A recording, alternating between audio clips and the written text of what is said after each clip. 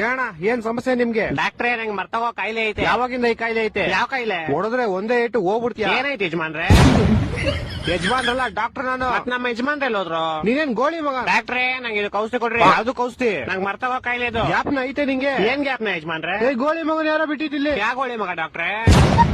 ಇವನ್ ಕೆಲ್ಸ ಮಾಡು, ನಿಂಗ್ ಮದ್ವೆ ಆಗೈತಾ? ಹ್ಞೂ ಡಾಕ್ಟ್ರೇ ಆಗೈತೆ. ಹೆಂಡತಿ ಜೊತೆ ಸ್ವಲ್ಪ ಸಮಯ ಕಳಿ, ಹುಷಾರ್ ಅನ್ಸುತ್ತೆ.